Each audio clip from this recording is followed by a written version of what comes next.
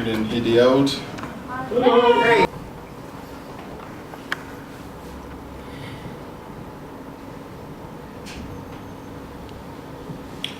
With all the powers of deduction in the mind of my 8-year self, coupled with copious amounts of integrity, I came to one conclusion about heaven.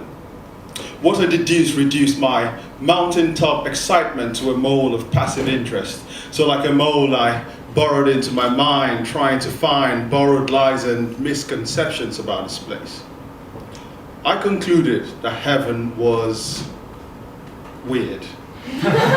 It was like you wake up in a surgical unit having been nursed into consciousness by the angels, everywhere and everything sterilized from every sin, constantly woozy, partially paralyzed, anesthetized, overwhelmed by the glorious bright white light, its dazzling effect amplified, reflecting from the colorlessness of every surface, along with the white gown you now find yourself wearing, accompanied by a bunch of fellow punch-drunk others who are tireless yet sleepless from nightless days, who can collectively assemble just one phrase, praise God, which they sing on and on and on and on in hallowed tunes to the halogen light, all day, every day, forever.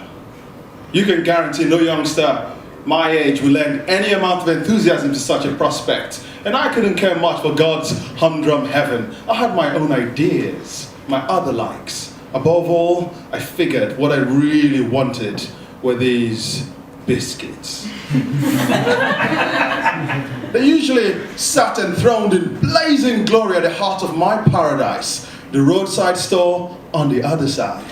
From time to time I had tasted of their delight. No boy my age would wish for better ones. They were strangely called Olympics, but the pleasure from each bite surpassed the previous now.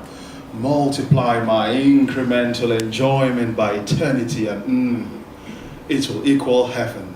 Singing praises all day's got nothing on this. September 96, just another mundane Monday, but no way.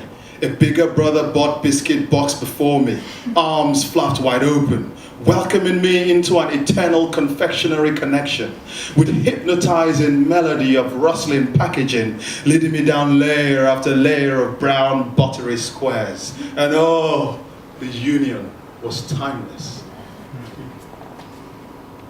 But for less time than I expected. One day, eating too many biscuits, and it was sickening. My little mind didn't get it, but my appetite did. It knew that before long these crumbly cookies would become real gritty gravels. What I really wanted to have, no longer wanted to keep.